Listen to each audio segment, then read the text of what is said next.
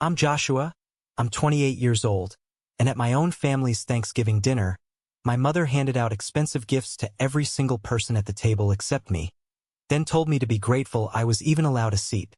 Before I tell you about the absolute legal and financial nightmare I unleashed on them exactly 1 week later, let me know where you're watching from in the comments. I always wonder how far stories like this travel. The sound of my mother's knuckles slamming against my front door is something I will never forget. It was exactly 7 days after Thanksgiving. The wood of the door actually rattled in its frame. It wasn't a polite knock. It was a demand. I stood in the narrow entryway of my townhouse, looking through the peephole. My mother, Margaret, was front and center, her expensive camel coat pulled tight against the December chill. Behind her stood my father, David, holding a heavy cardboard banker's box. Next to him was my older brother, Matthew, looking pale and annoyed. And hovering in the back, jaw set in a hard, angry line, was my Uncle Joseph. "Joshua, open the door right now. We need to talk," my mother screamed. Her voice was muffled by the heavy wood, but the sheer panic in it was unmistakable. I didn't open it immediately. I just stood there, my hand resting casually on the deadbolt, feeling a strange, absolute calm wash over me. For my entire life, my stomach would have been in knots. I would have swung that door open, apologizing for whatever I had supposedly done wrong. Ready to fix their mess, ready to work for free, ready to be the dependable, invisible workhorse of the family. Not today. Today, I knew exactly why they had driven 2 hours from their pristine suburban neighborhood to my place in the city. They weren't here to apologize for Thanksgiving. They were here because their entire public image, their precious charity foundation, and their financial secrets were burning to the ground, and they had just realized I was the one holding the match. To understand why I kept that door locked, you have to understand what happened at that dining room table 7 days earlier. Thanksgiving at my parents' house was always less of a family holiday and more of a theatrical production. My mother treated the dining room like a stage. The crystal was polished, the centerpieces were towering arrangements of autumn flowers, and the guest list was carefully curated to include not just family, but a few wealthy neighbors and local business owners. It was all about appearances. Dinner had finished, and the plates were being cleared. My mother stood up at the head of the table, holding a stack of beautifully wrapped boxes. I sat near the end of the table, nursing a glass of water, waiting.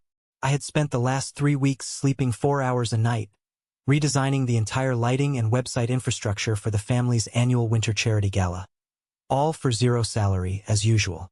I figured maybe, just maybe, I would get a token of appreciation. A card. A cheap bottle of wine. Anything. My mother walked right past my chair. The fabric of her dress brushed my shoulder. She reached for the gravy boat in the center of the table, completely ignoring me. The table went quiet. People noticed. You could hear the sudden shift in the air, the uncomfortable shuffling of chairs. Even Matthew looked up from his new cufflinks. Cleared my throat. "Mom!" She turned, holding the gravy boat, and looked down at me. Her expression didn't shift. There was no realization of a mistake. She just shrugged, a tight, patronizing smile on her face. "Oh, please, Joshua. Be grateful you can sit here." The silence stretched for a split second before my Uncle Joseph leaned back in his chair, swirling his bourbon. He let out a loud, mocking chuckle. "Yeah, kid. Be glad we still remember your name." And then the room broke open. People laughed. Actual, audible laughter from my own blood relatives and their guests. Someone down the table slapped the wood in amusement. My father just looked down at his plate, stirring his mashed potatoes, choosing silence like he always did. I didn't yell. I didn't flip the table. I didn't storm out in tears. I carefully picked up my linen napkin, folded it perfectly into a square, set it next to my plate, and looked right into my mother's eyes. "Oh," I said, my voice completely steady. "Good to know." I stood up, grabbed my coat from the hallway, and walked out the front door. Nobody followed me. Nobody called my phone. As I drove the 2 hours back to my house in the dark, the radio turned off, The silence in the car was deafening. But for the first time in 28 years, my vision was crystal clear. I finally understood the rules of the game they had been playing my whole life. And I decided right then and there that I was done playing. The next morning, I woke up early. I made a pot of black coffee and sat at my kitchen island, staring at the wall. The humiliation from the night before was still burning in my chest, but it was mixing with something else. A deep, heavy realization. This wasn't an isolated incident. The Thanksgiving dinner was just the loudest version of a quiet reality I had lived with for nearly 3 decades. In my family, there were 2 roles. You were either the showcase or you were the staff. My older brother, Matthew, was the showcase. Matthew was the golden child. When Matthew graduated high school, my parents liquidated a massive college fund to send him to a private university out of state, paying for his tuition, his rent, his car. When I graduated 2 years later, I was handed a brochure for the local community college and told I needed to take out loans because the family finances were tied up. When Matthew got a mid-level promotion at a logistics firm, a job my Uncle Joseph helped him secure, my parents threw a catered party in the backyard.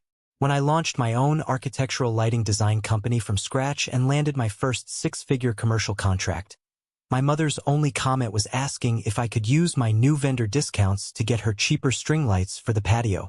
I was the staff. I was useful. Every single year, my mother and Uncle Joseph ran the Mercer Bennett Holiday Gala, a massive, high society charity event that funded a local scholarship.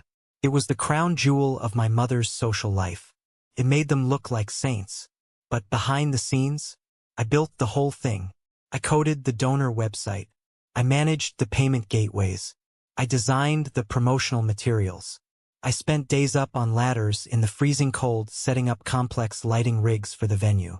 I handled the vendor contracts. I did all of this for free because that's what you do for family, right? You help out. You contribute. I took a sip of my coffee and opened my laptop. I logged on to Facebook. Right at the top of my feed was a post from my mother. It was a picture of the Thanksgiving table. The caption read, "My heart is so full. Nothing matters more than having my beautiful family home for the holidays. So blessed." I clicked on the photo. It was a beautiful shot. The turkey looked perfect. Everyone was smiling. But as my eyes scanned the edge of the frame, my stomach dropped. I wasn't in it. I hadn't just been left out of the picture. I had been intentionally cropped out. I could see a sliver of the sleeve of my sweater on the far left edge. She had specifically edited the photo to remove me from the table before posting it to her hundreds of friends. I felt a cold sweat break out on the back of my neck. I kept scrolling. 2 posts down, there was a video shared by my cousin Luke. The caption was a string of laughing emojis. I hit play.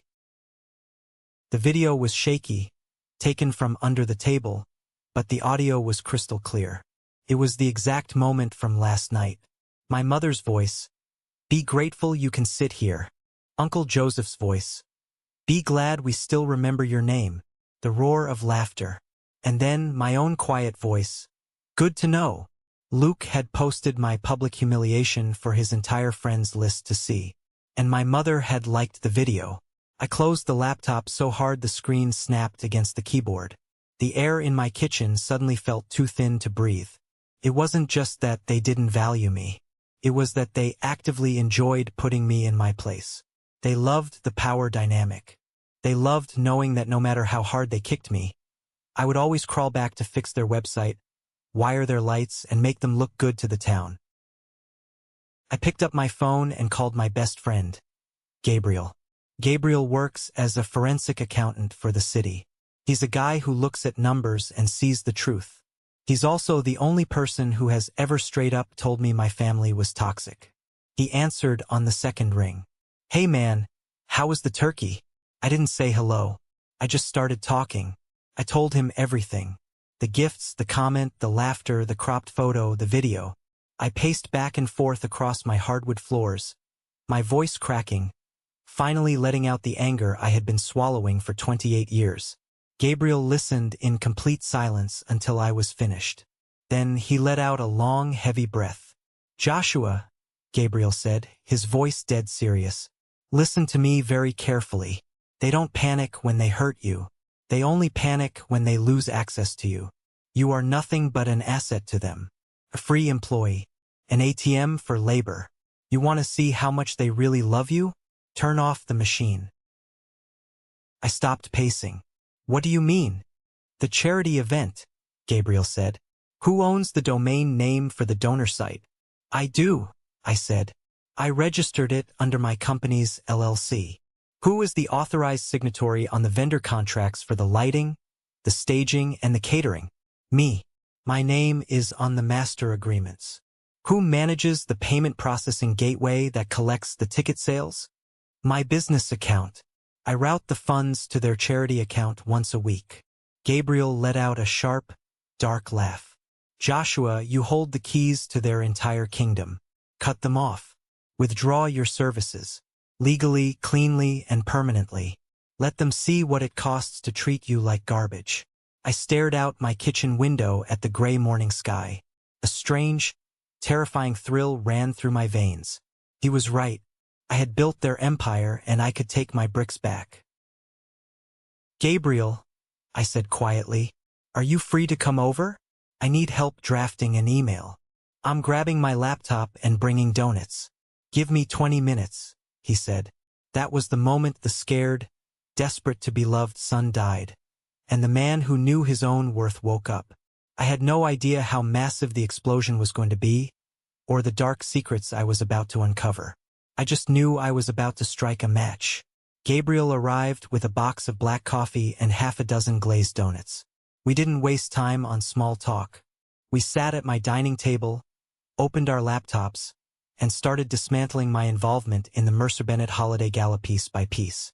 I drafted a formal, ice-cold email. There was no emotion in it. No mention of Thanksgiving, no mention of the video, no family drama. Just pure, undeniable business. To Margaret Bennett, Joseph Mercer, and the Charity Board of Directors. Subject: immediate withdrawal of services and assets. Effective immediately, I am withdrawing all professional services, technical support, and vendor management for the upcoming holiday gala. Furthermore, all digital assets registered under my LLC, including the primary donor website domain, the payment processing gateway, and all proprietary lighting design schematics, are hereby revoked from your use. You no longer have authorization to use my name, my company's credit line, or my vendor relationships. Please find alternate arrangements for the remainder of the event planning. All current vendor contracts bearing my signature will be paused pending reassignment to an authorized member of your committee. Do not contact me regarding this transition. You may direct legal inquiries to my attorney. I didn't actually have a lawyer on retainer for this, but throwing the word in there was Gabriel's idea. It puts a wall up, he said, chewing on a donut. It tells them they can't just bully you into fixing it. I took a deep breath, hovered my mouse over the send button, and clicked it. I CC'd the entire board of directors, the venue manager, and the top 3 local sponsors.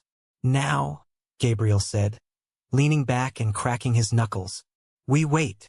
We didn't have to wait long. Exactly 14 minutes after I sent the email, my phone vibrated on the table. It was my mother. I watched her name flash on the screen, feeling a familiar spike of anxiety, but I didn't reach for it. I let it go to voicemail. 2 minutes later, it rang again. My brother, Matthew. Ignored. Then, a text from my father. Joshua, what is this email? Your mother is in tears. Call us immediately. Stop acting like a child. Look at that. Gabriel pointed at the screen. Not are you okay? Not we're sorry. Just stop acting like a child and fix your mother's problem. I picked up the phone and blocked all 3 of their numbers. Then I blocked Uncle Joseph. I blocked my cousin Luke. I shut the iron gates. By noon, the professional fallout began to hit. The first email I got was from Elijah, the owner of the largest floral and staging company in the county. He was providing $30,000 worth of centerpieces and drapery for the gala. Joshua, Elijah wrote, just saw your email. If you're off the project, I need a new signatory on the liability waiver by 5 p.m. today, or I'm pulling my crew. I trust you, but I don't know the rest of your committee well enough to float this kind of inventory without your guarantee. I replied simply, I understand, Elijah. You have to protect your business. Please reach out to Margaret directly. 10 minutes later, the venue manager emailed to say they were locking the loading dock until the insurance certificates, which were under my name, were updated with a new underwriter. The gala was less than 3 weeks away. The entire logistical skeleton of the event was collapsing in real time. Without me, they had a ballroom, a guest list, and zero way to actually execute the night. The payment gateway on the website went dark, meaning they couldn't process ticket sales or accept online donations. I felt a sudden, sharp pang of guilt. This was a charity, after all. Gabriel, I muttered, rubbing my eyes. Is this too far? There's scholarship money tied to this. Gabriel stopped typing on his laptop and looked at me. Joshua, the charity will survive. Someone else will step up. You are not responsible for carrying the moral weight of your parents' vanity project. But more importantly, he turned his laptop screen toward me. I don't think this is just about vanity. I think we have a massive problem. I frowned, leaning in to look at his screen. What is that? Since I'm here, I decided to do a quick reconciliation of the payment gateway logs before you permanently shut it down, Gabriel said, his voice dropping an octave. You've been routing the gross ticket sales directly to the charity's main operating account, right? And Uncle Joseph manages the expense disbursements. Yeah. He approves the vendor invoices and writes the checks from the charity account. Okay, Gabriel said, pointing to a spreadsheet he had generated. I cross-referenced the vendor invoices you have saved in your cloud drive with the expense withdrawals Joseph has been logging in the shared admin portal. He highlighted 3 rows in bright yellow. Look at this. Joseph logged a payment of $8,500 for premium staging equipment last month. But the invoice you have from the staging company is only for $4,000. Where did the other $4,500 go? My stomach turned to ice. Maybe it's a typo? Once is a typo, Gabriel said grimly. I found 5 of these discrepancies. Inflated invoice logs. The money is being withdrawn from the charity account, but it's not going to the vendors. And look at this. He clicked to another tab. This is a ledger of donor hospitality. Expenses approved by your mother. I stared at the screen. There were charges for a luxury spa resort 3 towns over. Charges for high-end boutique clothing stores. A $2,000 charge at a Michelin star restaurant. She told me those were dinners to court high-net-worth donors.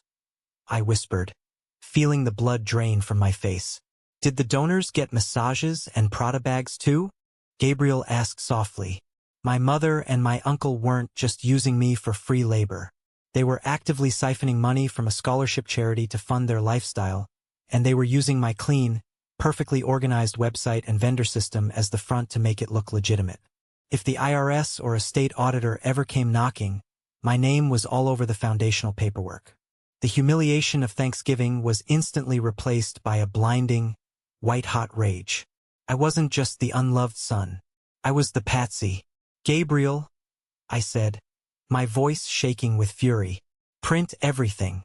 Every single receipt. Every log. Every email. What are you going to do? He asked, already hitting the print command. I'm going to burn it to the ground, I said. The next 3 days were a masterclass in psychological warfare, and I was holding the high ground. My family realized quickly that their phone calls weren't getting through. The digital wall I had built around myself was impenetrable. So they changed tactics. They started using flying monkeys. On Tuesday, I received an email from an aunt who hadn't spoken to me in 4 years, telling me I was breaking my mother's heart and needed to apologize for my tantrum. On Wednesday, a family friend left a voicemail on my business line, heavily implying that my reputation in the city would be ruined if I abandoned a charity event right before Christmas. I didn't engage. I didn't defend myself. I let them talk to the void. Meanwhile, inside my apartment, Gabriel and I were building an airtight case. We spent hours organizing the printed documents into a thick binder. every inflated invoice from Uncle Joseph, every fraudulent hospitality charge from my mother. And then, I found the final nail in the coffin. I was digging through an old shared drive looking for a specific contract when I stumbled across a folder labeled Joseph, Pitch Deck, 2024. I opened it. It was a presentation Uncle Joseph had given to a group of corporate sponsors to secure a massive $50,000 grant for the gala. Slide 4 was titled, Our Visionary Design. I clicked on it and felt the breath leave my lungs. It was my rendering. A complex, highly technical 3D architectural lighting schematic I had designed specifically for the venue's vaulted ceilings. It had taken me 60 hours to build. I had showed it to my mother months ago. Right below my design, in bold letters, it said, Conceptualized and engineered by Joseph Mercer. He had stolen my work. He had presented my intellectual property to corporate sponsors to secure funding, claiming he was the genius behind it. And in the speaker notes section at the bottom of the slide, there was a typed memo from my mother to Joseph. Make sure not to bring up Joshua's involvement during the pitch. The board likes seeing the senior family members leading the creative. They hadn't just forgotten me at Thanksgiving. They had methodically erased me. They stole my talent, slapped their names on it, and then laughed in my face when I expected a basic thank you gift. I remembered the time Uncle Joseph went through his bitter divorce a few years ago. He had complained loudly at every family gathering that his ex-wife had taken him to the cleaners, that he was strapped for cash, that he deserved better. I guess stealing from a charity and stealing his nephew's work was his way of making himself whole. I grabbed my phone and found the number for Christopher, the chairman of the charity's board of directors. Christopher was a retired judge. He was old money, strict, and incredibly protective of the foundation's reputation. He was the one person my mother and uncle actually feared. I dialed the number. He picked up on the third ring. Joshua, Christopher said, his voice grave. I'm glad you called. The committee is in chaos. Your mother tells me you're having a mental health crisis and needed to step away abruptly. What is going on? A mental health crisis. Of course, that was her spin. She was telling the board I was crazy to cover her tracks. I gripped the edge of my kitchen counter so hard my knuckles turned white. Christopher, I am perfectly sane. I stepped away because I uncovered severe financial and ethical irregularities in the gala's management. As the person whose name is on the vendor contracts, I had to immediately protect myself from liability. There was a long silence on the other end of the line. The kind of silence that happens right before an earthquake. Irregularities, Christopher repeated. It wasn't a question. Yes, I said. Inflated vendor invoices, charity funds being used for personal luxury expenses, and the theft of my intellectual property to secure corporate sponsorships. Do you have proof, Joshua? These are massive allegations against your own family. I have a binder full of it, I said smoothly.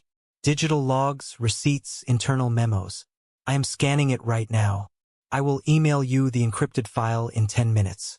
I strongly advise you to hire an independent forensic auditor before another dollar moves through that account.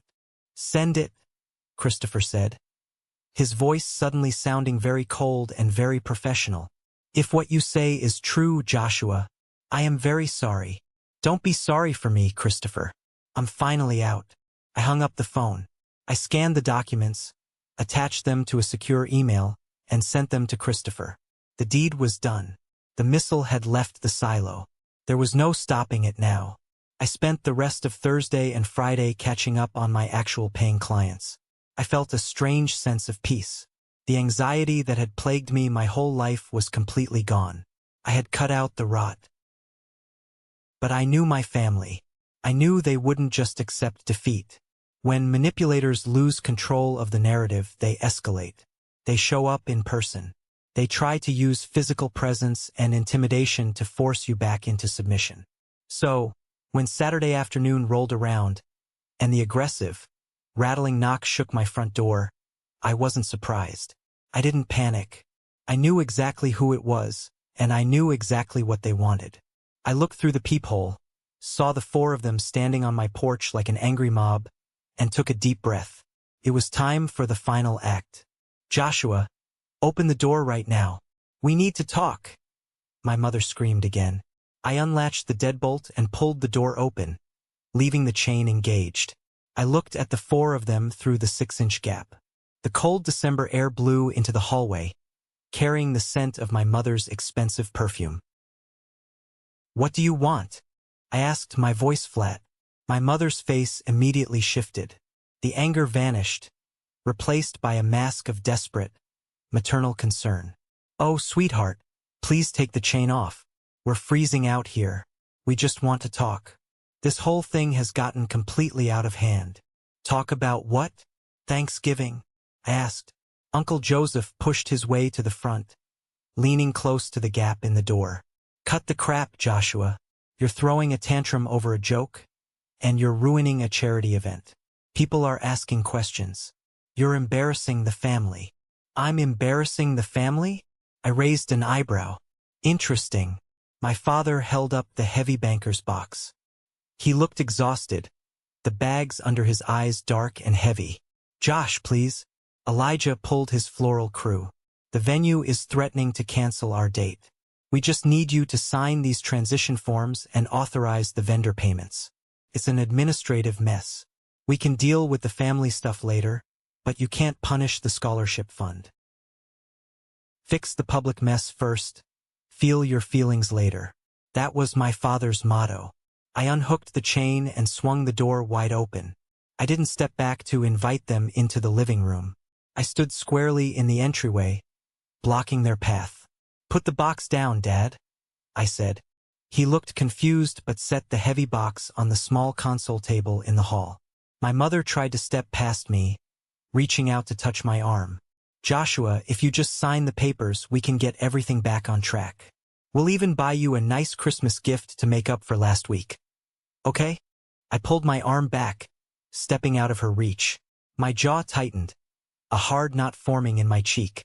You're offering to buy my compliance with a Christmas gift? After you stole my designs, Uncle Joseph. The hallway went dead silent. Uncle Joseph's face turned a mottled, ugly shade of red. He opened his mouth, but no words came out. My brother Matthew, who had been silent up until now, frowned. What are you talking about, Josh? Stole designs. Stay out of this, Matthew, Joseph snapped, finding his voice. He turned to me, his eyes narrowing. You're delusional. I conceptualized that lighting rig. You just drafted it. You presented my work to corporate sponsors and specifically told them not to mention my name, I said, my voice rising, ringing off the walls of the narrow hallway. And you, Mom, the spa weekends? The Michelin star dinners? Using donor hospitality funds to pay for your luxury lifestyle while I was up on ladders at 2 a.m. working for free. My mother physically recoiled, her hand flying to her chest. How dare you? She gasped, her voice trembling with manufactured outrage. Those were legitimate networking expenses. You don't know the first thing about running a foundation. You're just a bitter, jealous boy because Matthew got a promotion and you're still playing with wires. There it was, the real Margaret, the venom she usually kept hidden behind a polite smile. My father looked nervously between us. Joshua, listen, there were some accounting errors. Joseph made some mistakes with the invoices. We're sorting it out. But if you don't sign these papers today, the vendors won't work, and the gala is canceled. Do you really want to be the reason those kids don't get their college scholarships? He was trying to weaponize my guilt. It was a classic move. I looked at the banker's box. I knew exactly what was inside. Backdated invoices, cleaned up ledgers, a non-disclosure agreement disguised as a transition document. They wanted me to sign off on their mess, effectively making me legally complicit in their fraud, so they could sweep it under the rug and save their reputations. I looked up at my father, then at my mother, and finally at Uncle Joseph. I felt a smile touch the corners of my mouth. It wasn't a happy smile. It was the smile of a man who held all the cards. I'm not signing anything in that box, I said slowly, clearly emphasizing every word. Joshua, God damn it. Uncle Joseph exploded, stepping toward me aggressively. "You will sign those papers, or I swear to God I will ruin your little business. I know people in this town." "You don't have to ruin anything, Joseph," I replied, my voice dropping to a deadly calm. "Because you're already ruined." The confusion on their faces was palpable. My mother blinked rapidly. "What are you talking about?" I crossed my arms over my chest. "You think you came here to bully me into fixing an administrative error. But you're too late." On Thursday afternoon, I sent a fully encrypted file containing every fraudulent invoice, every personal spa charge, and the internal memos regarding my stolen designs. My mother's face went chalk white. "Sent it to who?" she whispered. "To Christopher," I said, "and the entire board of directors." It was as if I had detonated a bomb in my own hallway. The air was sucked out of the room. My father physically stumbled backward, hitting his shoulder against the wall. Uncle Joseph's mouth fell open, his eyes wide with a terror I had never seen in him before. "You didn't?" my mother breathed, shaking her head in denial. "You couldn't have. Christopher. Christopher will involve the authorities." "I know," I said. "He already hired an independent forensic accountant. They started auditing the charity's main operating account yesterday morning. Your accounts are frozen. That's why the vendors are calling you, Dad. It's not because I won't sign. It's because the board cut off your access to the money. Here is the turning point, the exact moment I took back control of my life. Thank you so much for sticking with me this far. You guys are amazing. Please do me a huge favor. Hit the like button and comment the number 1 down below so I know you're still here with me. It helps this video reach more people, and honestly, it just means the world to know my story is resonating with someone out there. Your support gives me the push to share the rest of this crazy journey. I watched my family shatter in real time. The arrogant, untouchable facade they had worn my entire life dissolved into absolute panic. "You little bastard," Uncle Joseph hissed, stepping toward me, his fists clenched. "You just destroyed this family." I didn't flinch. I didn't step back. I looked the man who had mocked me at Thanksgiving right in the eye. "No, Joseph," I said softly. "I just turned on the lights." The aftermath of my revelation was pure chaos, but for the first time in my life, I wasn't the one caught in the tornado. I was watching it from a safe distance. Uncle Joseph was breathing heavily, his face purple with rage. For a second, I thought he might actually swing at me, but then Matthew stepped between us. Matthew, the golden child, the brother who had spent his life coasting on my parents' favor, ignoring my existence unless he needed tech support. He looked completely shell-shocked. He turned to our mother, his voice cracking. "Mom, is it true? Did you and Uncle Joseph steal from the scholarship fund?" My mother burst into tears, real ugly, panicked tears, not the delicate, dramatic crying she usually used to get her way. This was the raw terror of a woman realizing her entire social standing was evaporating. "We didn't steal. It was just, we borrowed it for networking. Joshua is twisting everything to make us look bad because he's bitter." "Stop lying, Margaret." My father suddenly barked. His voice was loud and harsh, a sound I had rarely heard from him. He looked at me, his eyes full of a pathetic kind of sorrow. "Joshua, Christopher called me this morning. He told me he was stepping down as chairman and handing the books over to the state attorney's office if we didn't cooperate with the audit. I didn't know you were the one who gave him the records. I thought we could just fix it quietly today." "You can't fix a felony quietly, Dad," I said, my voice empty of any sympathy. "You chose to protect her image over doing the right thing. You chose to let them use me. You're just as guilty." I reached out, grabbed the heavy banker's box off the console table, and shoved it hard into my father's chest. He stumbled back, clutching it awkwardly. "Take your garbage and get out of my house," I ordered, pointing to the door. "Joshua, please, where are we supposed to go? What are we supposed to do?" My mother sobbed, reaching for my hand. I pulled away in disgust. "You don't get to call it love when what you really mean is access. You wanted me to be grateful for a seat at your table? Well, the table is gone." Get out. Uncle Joseph spat a curse at me, turned on his heel, and stormed out to his car. My father, looking broken and 10 years older, gently took my mother's arm and led her out the door. She was wailing now, a high, piercing sound of absolute defeat. Matthew lingered for a moment. He looked at me, really looked at me, as if seeing me for the very first time. He opened his mouth to say something, then closed it, shook his head, and walked out into the cold. I shut the door. I threw the deadbolt. I slid the chain into place. I leaned my back against the wood and slid down to the floor, pulling my knees to my chest. I sat there in the quiet hallway of my townhouse for a long time. My hands were shaking, not from fear, but from the massive, overwhelming rush of adrenaline leaving my body. It was over. The suffocating weight I had carried since childhood was finally lifted. The fallout in the following weeks was swift and brutal. As I had predicted, Christopher didn't mess around. By Monday morning, he officially suspended the Mercer Bennett Holiday Gala. The email he sent to the sponsors, vendors, and ticket holders was a masterpiece of polite corporate destruction. He stated that the event was postponed indefinitely pending a comprehensive restructuring of financial oversight.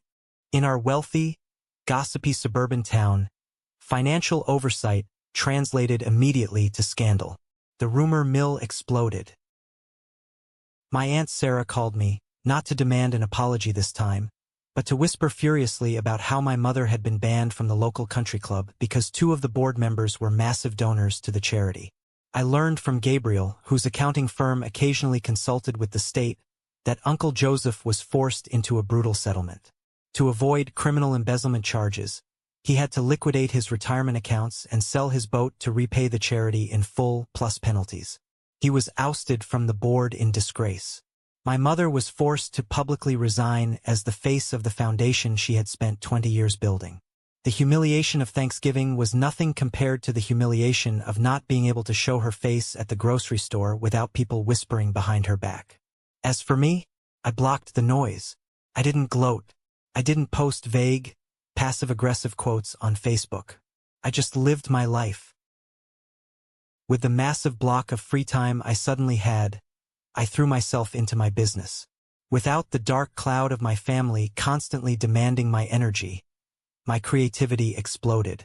I submitted proposals for 3 major commercial contracts I never would have had the time for before. But the most surprising fallout wasn't the financial ruin of my abusers. It was the unexpected phone call I received 2 weeks before Christmas.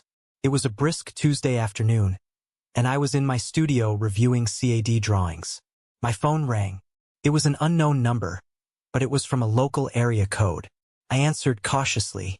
"Hello, Josh." The voice was quiet, hesitant. It was Matthew, my brother, the golden child. I stiffened. "What do you want, Matthew? If Mom put you up to this—" No, he interrupted quickly. "Mom doesn't know I'm calling. Neither does Dad. It's really bad at the house right now, Josh.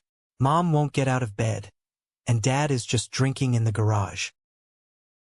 "Sounds like the consequences of their own actions," I replied coldly. "I'm busy, Matt." "Wait, please don't hang up," he pleaded. I could hear the genuine desperation in his voice. "I don't want anything from you. I don't want you to fix it. Can I buy you a coffee? Please, just half an hour." I stared at the blinking cursor on my computer screen. The old Joshua would have said yes immediately, desperate for any scrap of brotherly connection. The new Joshua wanted to tell him to go to hell, but I heard a crack in his armor. For the first time, he didn't sound like the arrogant golden boy. He sounded lost. "Half an hour," I said. "There's a diner 2 blocks from my place. I'll meet you there at 3. I didn't know what to expect from that meeting, but I knew one thing for sure. The dynamic had permanently shifted. I was no longer the punching bag. I was the one holding the boundaries.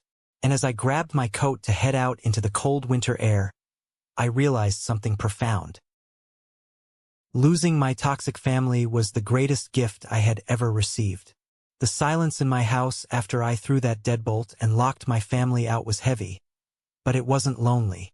It was the sound of absolute, unconditional peace. But the peace inside my walls was a sharp, dramatic contrast to the absolute hurricane ripping through my family's lives in the wealthy suburbs over the next few weeks.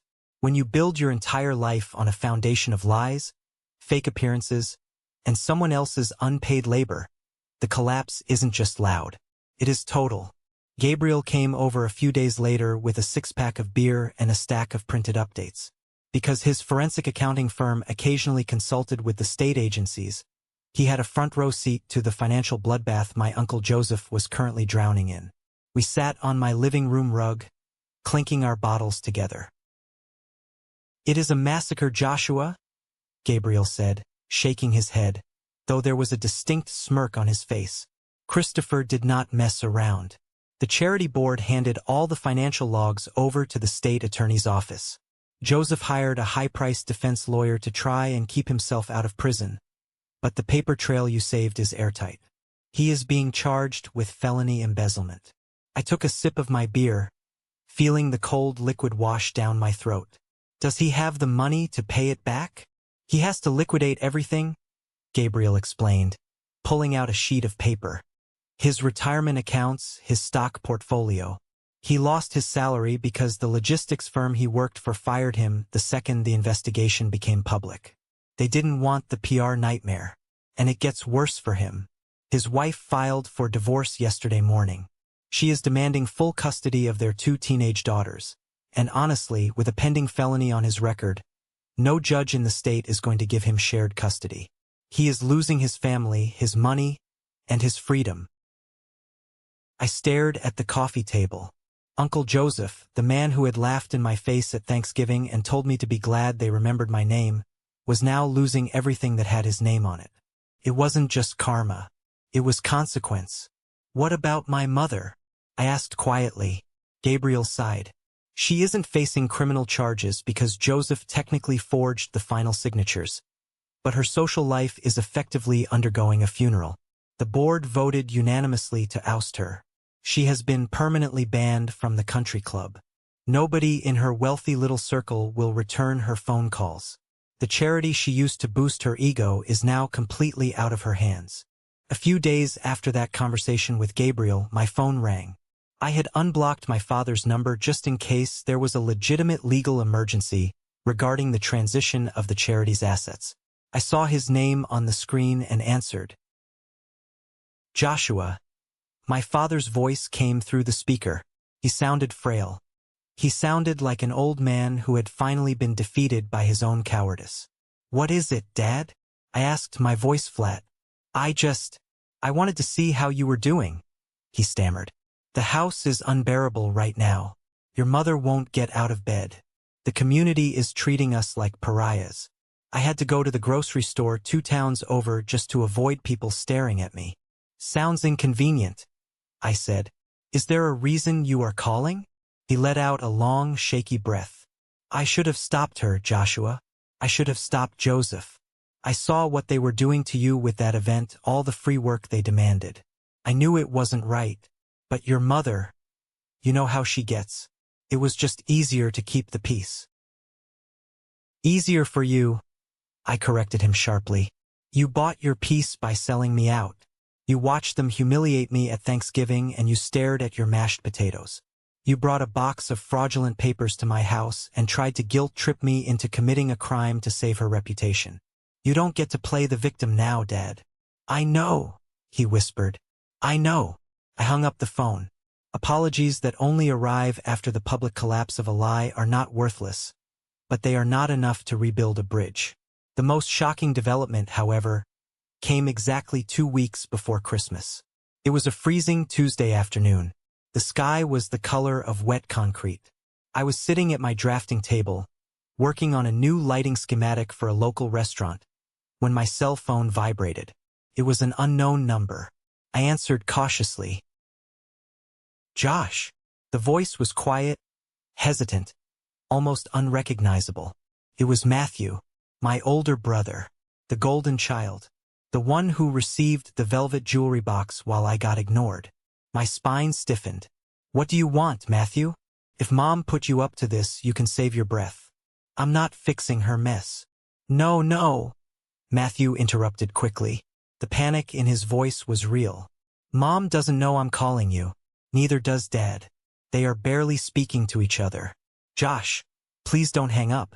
I don't want anything from you. I need to talk to you. Can I buy you a cup of coffee? Just 30 minutes. Please. I stared at the blinking cursor on my computer screen. The old Joshua would have said yes immediately, desperate for any scrap of brotherly connection, eager to please the family's favorite son. The new Joshua wanted to tell him to go to hell and block the number. But there was a crack in his armor. For the first time in his entire life, Matthew didn't sound like the arrogant, untouchable golden boy. He sounded completely lost. 30 minutes, I said. There is a diner 2 blocks from my place. I will meet you there at 3 o'clock. I arrived at the diner 10 minutes early. It was a greasy spoon off the interstate, smelling of fried bacon and old coffee. I chose a corner booth facing the door.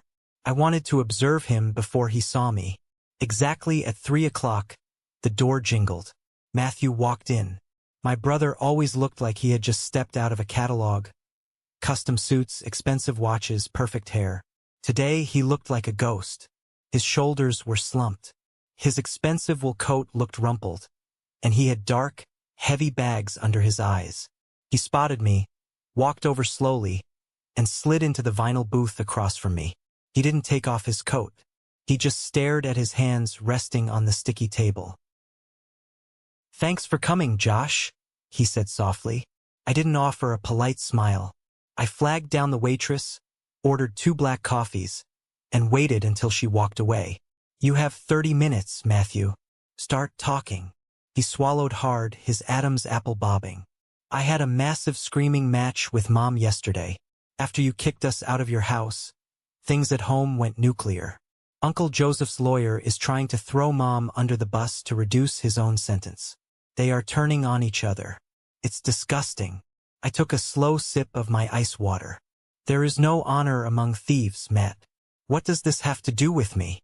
Matthew looked up, and for the first time in my 28 years of existence, I saw genuine tears welling up in my older brother's eyes. "I am so sorry, Josh," he whispered, his voice cracking. "I am so incredibly sorry." I raised an eyebrow. "Sorry for what? You didn't forge the invoices. You didn't steal the charity money." "No," he said, shaking his head. "I am sorry because I was completely, intentionally blind. I spent my whole life living in a golden bubble they built for me, and I never once looked down to see that you were the one holding the bubble up." The waitress dropped off our mugs. The thick ceramic clinked loudly against the table. Matthew wrapped his hands around his mug, desperate for the warmth. "When Dad drained the massive college fund to send me to that expensive out-of-state university, I never once asked how you were going to pay for your school," Matthew continued, his tears finally spilling over. "When I got my big promotion last year and bragged at dinner about my massive new salary, I never once noticed that you were driving a 10-year-old car and working 80-hour weeks for the family charity for absolutely free. I just assumed you liked doing it. I assumed you were fine." He wiped his face aggressively with a paper napkin. "I confronted Mom yesterday. I asked her why she treated you like the hired help while treating me like royalty. Do you know what she said to me?" I leaned forward, my jaw tight. "Enlighten me." "She said you were capable. She said you didn't need the coddling." Matthew let out a bitter, ugly laugh. "But then she slipped up, Josh. She admitted she intentionally kept you busy. She intentionally isolated you so you wouldn't ask me for a loan or try to ride my coattails. She starved you of affection so you would keep working for her approval. She didn't raise you, Josh. She managed you, and she used me as the bait." A cold, heavy knot in my stomach finally unspooled. Hearing it out loud, validated by the golden child himself, was a surreal, out-of-body experience. I didn't feel angry anymore. I just felt a profound sense of pity for the woman who birthed us. "I thought her favoritism just meant I was deeply loved," Matthew whispered. "I didn't realize my entire comfort, my whole life, was built on your exclusion. I didn't know." I looked at my older brother. For nearly 3 decades, I had deeply resented him. But looking at him right now, broken, humiliated, and stripped of his ego, I saw another victim of Margaret's manipulation. He was pampered, yes, but he was also used as a prop. A shiny trophy to show off to the country club, designed to make the family look perfect. Ignorance is a luxury, Matthew, I said evenly, keeping my voice steady. You benefited from a highly corrupt system. You enjoyed the view from the top while I was in the basement. But you are sitting here now owning it. You are looking at the ugly truth instead of running from it. That counts for something. He looked at me with a desperate kind of hope. Are you ever going to talk to them again? No, I answered immediately. Uncle Joseph's financial ruin and his divorce are his own problems. Mom and Dad losing their social standing and dealing with the fallout of their fake charity is their own problem. I am done setting myself on fire to keep them warm. What about me? He asked, his voice barely above a whisper. I looked out the diner window at the gray sky. Cars were rushing past on the highway, people moving on with their lives. I don't hate you, Matt, I said honestly. But we don't really have a relationship. We share DNA, but we don't actually know each other. I am willing to try and build something new, slowly. But the minute you try to act as a peacekeeper for them, or try to drag me back into their drama, I am blocking your number 2. Matthew nodded vigorously, relief flooding his face. Deal. Absolutely. No talking about them. Just us. We sat there for the rest of the hour drinking awful diner coffee. We talked about sports. We talked about my architectural designs. We talked about his job. It was stilted. It was a little awkward. But it was the most honest, authentic conversation we had ever had in our entire lives. It was the beginning of a real brotherhood, built on truth instead of family politics. By the time Christmas finally arrived, my life was completely unrecognizable. And I mean that in the absolute best, most liberating way possible. I spent Christmas Eve in my townhouse.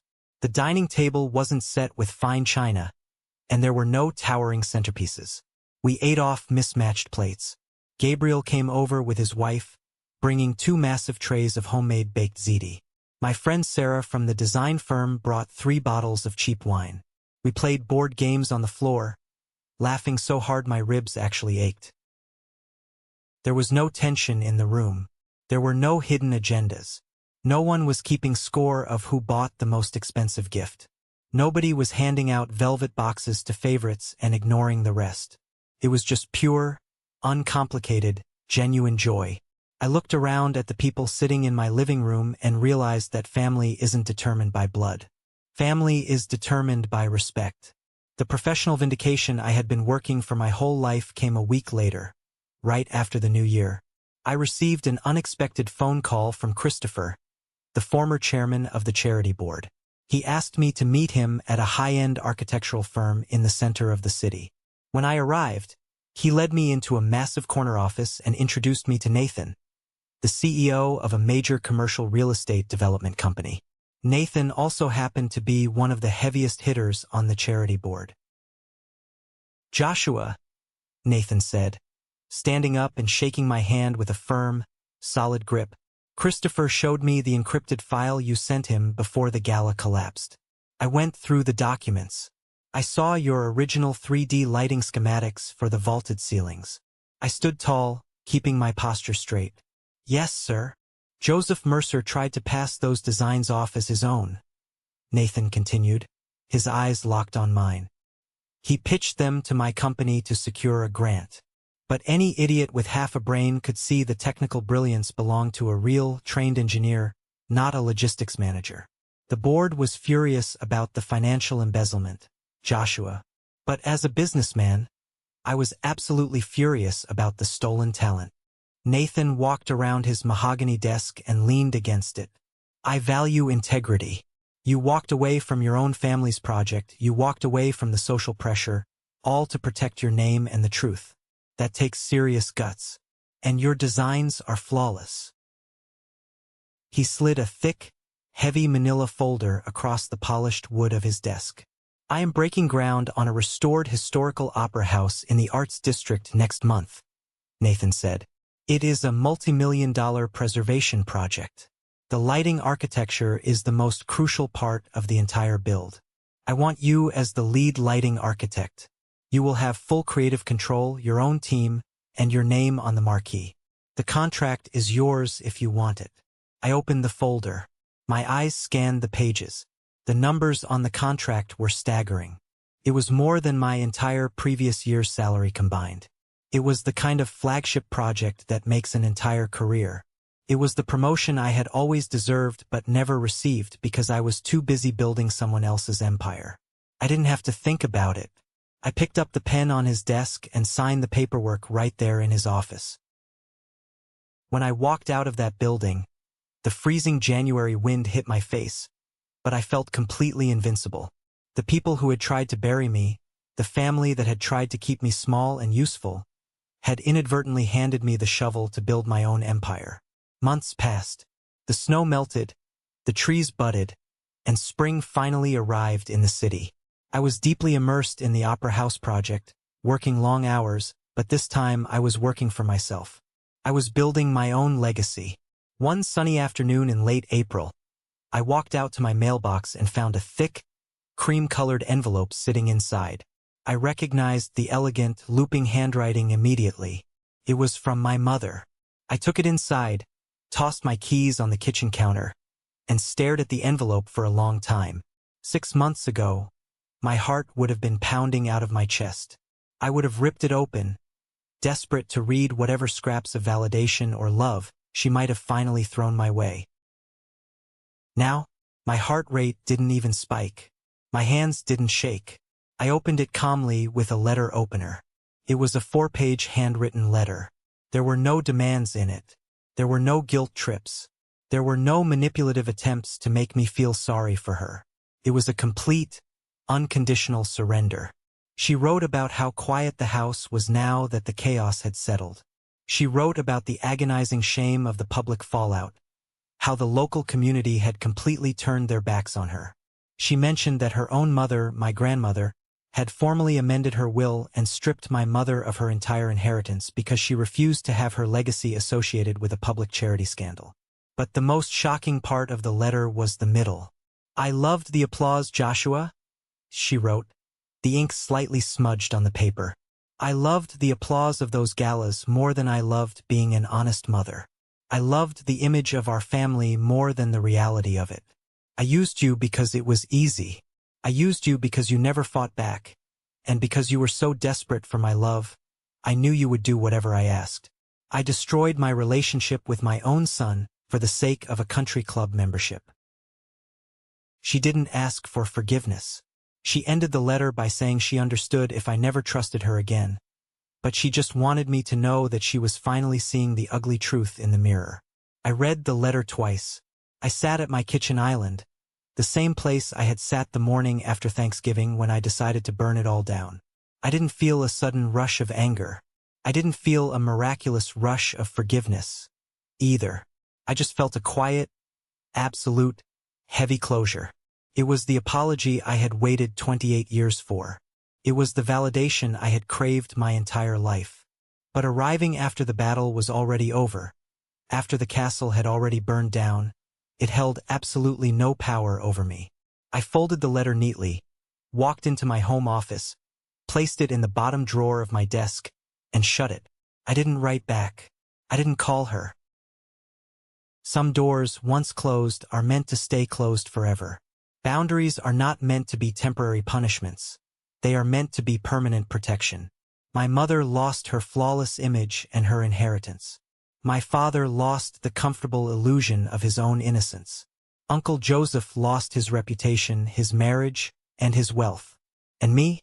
I lost something too. I lost the desperate, pathetic childhood hope that if I just worked hard enough, if I just kept my mouth shut and fixed everyone's problems, I could earn love from people who were entirely committed to misunderstanding me. And that loss, strangely enough, was the key that gave me my entire life back. Looking back at everything that happened, from that humiliating Thanksgiving dinner to the explosive confrontation in my hallway, there is a profound, non-negotiable lesson I want to share with all of you today. Being the dependable one in a broken, Toxic family can feel like a noble sacrifice. You tell yourself you are keeping the peace. You tell yourself you are being the bigger person by absorbing the damage. But listen to me carefully. If your love, your presence, and your talent are only welcomed when they come with free labor, financial favors, or unquestioning obedience, you are not being cherished. You are being managed. True love does not hand you a bill for basic respect. True family does not panic and attack you when you set a healthy boundary. They respect it. The moment I stopped confusing access with affection, my entire world changed. I realized that my worth was never tied to how useful I could be to manipulative people. Personal growth and self-respect often require you to be the villain in someone else's false narrative, and you have to be perfectly okay with that. Walking away from abusers, even if they share your DNA, is not an act of revenge. It is the ultimate act of self-preservation. You owe your loyalty to the people who protect your peace, not the people who destroy it. What is your perspective on this? Have you ever had to walk away from a toxic environment or toxic family members to save your own sanity? How did you find the courage to finally lock the door? I would love to read your stories and hear your thoughts down below in the comments. Or, if this story resonated with you and you agree with the lessons we talked about today, simply drop the word good in the comments so I know we are on the same page and that these lessons matter to you. Thank you so much for listening. Thank you for your incredible support, and always remember to protect your peace.